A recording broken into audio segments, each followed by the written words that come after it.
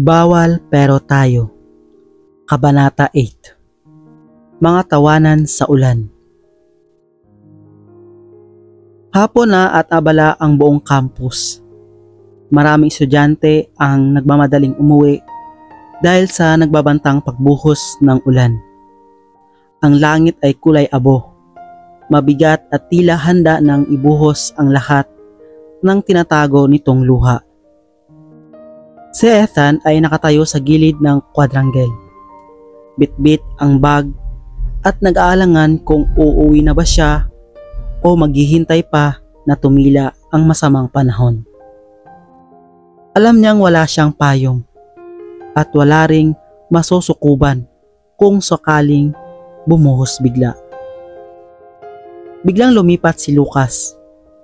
Dala ang kanyang itim na backpack at isang maliit na payong. Uy, Ethan. Pauwi ka na ba? Tanong niya na nakangiti. Bahagyang napalunok si Ethan. Oo. Pero, mukhang uulan na. Wala akong payong. Tinignan siya ni Lucas. Sabay bahagyang ngumisi. E di, sabay na lang tayo. Pero, maliit lang tong payong ko. Baka mabasa ka. Nag-init ang mukha ni Ethan. Okay lang. Sanay naman ako sa ulan. Hindi nagtagal, bumuhos nga ang malakas na ulan. Walang nagawa ang dalawa kundi magtakbuhan papunta sa main gate. Doon nagsimula ang gabing hindi nila malilimutan. Habang naglalakad silang magkasabay sa ilalim ng maliit na payong, ramdam ni Ethan ang init ng balikat ni Lucas na nakadikit sa kanya. Sa kabila ng lamig ng ulan, tila ba may apoy na sumisindi sa loob niya. Sorry ha. Sabi ni Lucas habang sinusubukan ayusin ang posisyon ng payong. Hindi kasi kasya ang payong ko para sa ating dalawa. Umiling si Ethan, pilit na ngumiti. Okay lang. Masaya naman eh. Nagkatawanan sila nang biglang hampasin ng hangin ang payong. Dahilan para mabasa silang pareho. Grabe ka, Lucas. Payong ba to? O pamaypay? Biro ni Ethan habang hawak ang gilid ng payong. Ikaw kaya? Ang laki ng balikat mo. Hindi kasya dito. Sagot ni Lucas na tumatawa rin. At doon nagsimula ang mas malakas na tawanan. Tawanan na kahit anong ingay ng ulan ay hindi kayang takpan. Habang naglalakad sila sa putikan, bigla na lang nagsalita si Ethan. Naalala ko tuloy nung bata pa ako. Mahilig ako maglaro sa ulan. Sumasayaw pa nga ako eh. Sa kalsada. Kahit pinapagalitan ako ng nanay ko. Napatawa si Lucas. Ako rin, pero hindi sayaw. Ang trip ko noon, magpalaro ng basketball kahit ulan. Para bang mas astig kapag madulas ang sahig. Madalas kang madapa? Tanong ni Ethan, sabay tawa. Halos linggo-linggo. Sagot ni Lucas. Sabay hawak sa tuhod niya na may peklat. Oh, kita mo? Souvenir ng kabataan. Pareho silang tumawa. At sa unang pagkakataon, matapos ang mga araw ng selos at sakit, naramdaman ni Ethan na gumaan ang lahat. Ang ulan ay tila naghugas ng bigat sa kanyang puso. Sa sobrang saya, biglang umatras si Lucas at tumakbo sa gitna ng ulan. Iniwan si Ethan sa gilid ng kalsada. Lucas, ano ka ba? Mabasa ka. Sigaw ni Ethan. Ngunit sumayaw lang si Lucas sa ilalim ng ulan.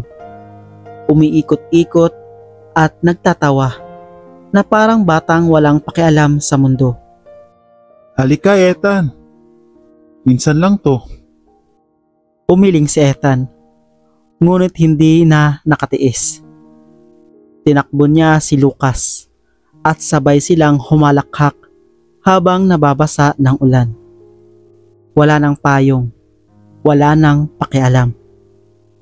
Tanging tawanan at halakhak ang bumalot sa paligid. Naghabulan sila, nagtalsikan ang tubig sa bawat hakbang. At sa gitna ng ulan, nakita ni Ethan ang mga mata ni Lucas. Mas maliwanag kaysa sa araw na hindi makita sa likod ng makapal na ulap. Sa sobrang tawa, napaupo sila sa gilid ng kalsada. Parehong basang-basa at hingal na hingal. Grabe, ang saya. Bulong ni Ethan habang pinupunasan ang tubig sa mukha. Di ba?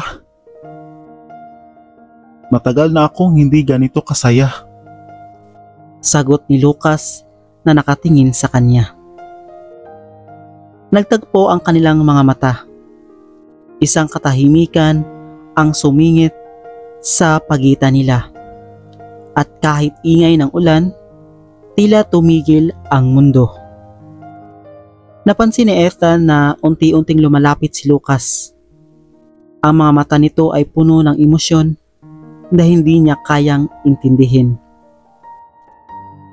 Bago pa man silang tuluyang maglapit, biglang dumating si Clara. Hawak ang isang malaking payong. Lucas! Ethan! Ano ba kayo? Mababasa kayo ng husto. Agad na tumayo si Lucas, parang natauhan. Clara, bakit nandito ka? Kanina pa ako naghihintay sa may gate. Nakita ko kayong nagtatakbuhan. Kaya sinundan ko. Sagot ni Clara na nakangiti. Tumayo na rin si Ethan. Mabilis na pinunasan ang sarili. Pilit na tinatago ang pagkadismaya. Ang init na nararamdaman niya kanina ay napalitan ng lamig. Hindi ng ulan, kundi ng presensya ng taong palaging humahadlang sa pagitan nila. Sabay-sabay silang naglakad pa uwi. Nasa gitna si Clara. Hawak ang malaking payong at sa bawat sandaling iyon, ramdam ni Ethan na muli siyang naisantabi. Tahimik lang siya hanggang makarating sa dorm. Bago pumasok, lumingon siya kay Lucas na nakikipag-usap kay Clara. Sa likod ng kanilang mga tawa, naramdaman niya ang kirot na unti-unting bumabalik. Bakit ba kahit anong gawin ko? Laging may pagitan. Tanong niya sa sarili bago pumasok sa kanyang silid. Sa gabing iyon nakahiga si Ethan sa kama. Pinapakinggan ang patak ng ulan sa bubong. Naalala niya ang tawanan ni na Lucas. Masaya, malaya at totoo. Ngunit naalala rin niya ang saglit na paglapit ng kanilang mga mata at kung paano ito naputol dahil kay Clara. Isang tanong ang paulit-ulit na bumabalot sa kanya. Kung may nararamdaman din ba si Lucas para sa akin? Hanggang kailan niya itatago? At hanggang kailan ko kayang tiisin ang sakit ng bawat hadlang? Sa tawanan sa ulan, may pusong muntik ng umamin. Ngunit sa bawat pagputol ng tadhana, may sugat na lalong lumalalim. Hanggang kailan matitiis ni Ethan ang ganitong laro ng kapalaran? Abangan ang susunod na kabanata.